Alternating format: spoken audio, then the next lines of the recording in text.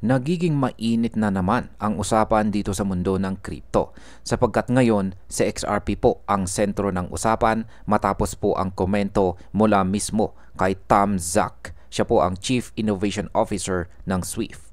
Dahil po sa kanyang pahayag, nagbunyi ang mga haters ni XRP na para bang ito na raw ang katapusan ng kanyang kwento. Pero totoo nga ba ito? O mas lalo lang nitong pinapatunayan kung bakit si XRP ay may kakaibang papel sa global payments system. Kaya ayan po ang siyang ating pag-uusapan sa video na ito, pero bago po tayo magpatuloy ay pakibasa na lamang po muna ang disclaimer dito po sa ibaba ng ating screen. Ayan, ano nga ba ang mga sinabi ng Swift CIO? Ayan, meron pong inilabas dito na tweet itong si 589. Ayan, ito po yung mga mensahe na inilabas ni Tom Zak. Ayan. Ang isang malawakang pinag-usapan na exchange ay sa LinkedIn. Ayan. Sinabi po ni Tom Zak na malabong gamitin ng mga bangko si XRP bilang settlement asset. Ayon po sa kanya, mas gugustuhin ng mga bangko ang tokenized deposits at or regulated stable coins na hawak nila mismo. Dito nagsimula ang ingay. Agad po na ginamit ito ng mga haters na XRP bilang sandata. Sabi po nila, ayan na, mismong Swift na ang nagsabi, wala ng papel si XRP sa global banking. Ayan. Pero teka lang, hindi po ganun kasimple ang usapan. Ano naman po ang sagot ng Pro XRP side? Yan, sumagot po si Jocelyn Hunilt. Yan, Hunilt, isang infrastructure expert sa Desjardins. Pinaliwanag niya na matagal nang nagtatrabaho si Ripple sa pagbubuo ng global payment rails at ang pangunahing tulay ng liquidity sa lahat ng ito ay si XRP mismo. Kung iisipin po natin, ang stable coins tulad po ng USDC ay pwede pong gumalaw sa ibabaw ng rails na yan. Pero ang mismong settlement layer na nagpapabilis po ng proseso ay ang XRP ledger at si XRP bilang bridge asset. Ang ibig pong sabihin nito sa market ay malinaw. Kung mas maraming institution ang kumilala kay XRP bilang neutral bridge, tataas po ang demand sa kanya at posibleng magbigay ito ng upward momentum sa presyo. Ngayon ay bakit may mali sa argumento ni Zak? Sinabi po ni Zak na mas pipiliin daw ng mga bangko ang assets na nasa loob ng kanilang balance sheet kaysa gumamit ng XRP. Para sa kanya, ang liquidity ay isang bagay pero ang legal enforceability ay mas mahalaga. Oo, meron po siyang punto. Pero ang hindi po niya nabanggit ay ang $1 trillion problem ng pre-funded accounts o yung tinatawag na Nostro at saka Vostro system. Sa kasalukuyan ay napakaraming pera ang nakatambak lang sa iba't ibang bangko sa buong mundo para makapagpadala ng cross-border payments. Kung gagamit lang ng tokenized deposits ang mga bangko, hindi pa rin nito nalulutas ang trap ng idle liquidity. Dito po pumapasok sa XRP. Siya po ang disenyo mismo para i-unlock ang nakatenggang kapital.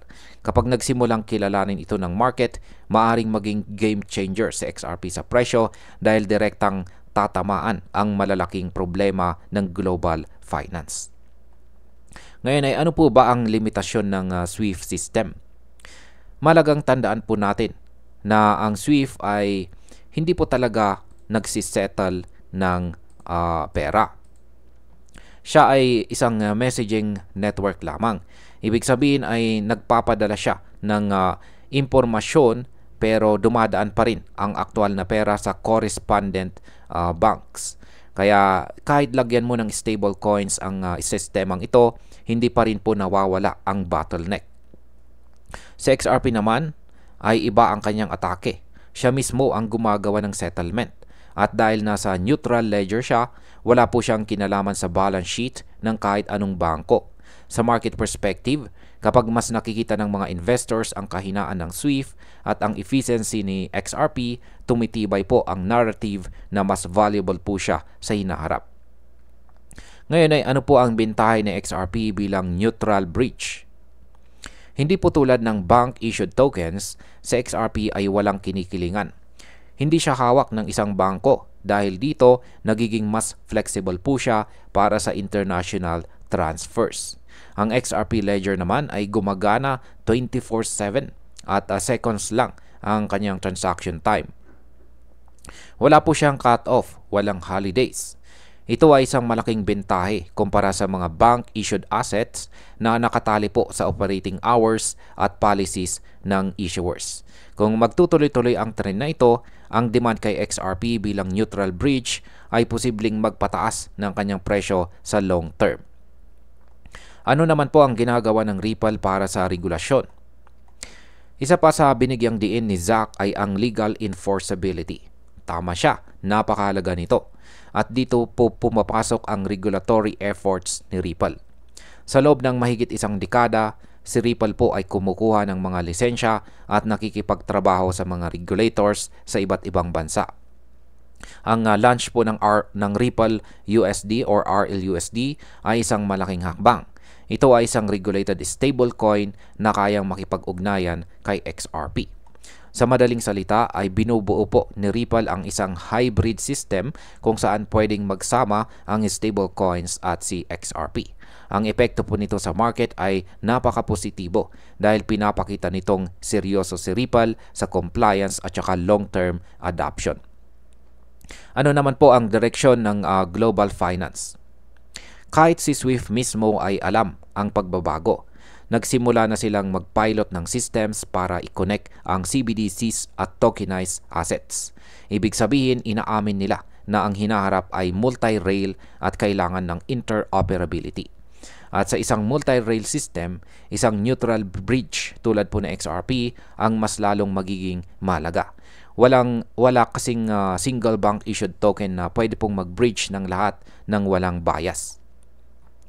At ayan, bilang panghuli, kung susumahin po natin, ang komento po ni Zach ay refleksyon ng natural na pag-iingat ng mga traditional na bangko.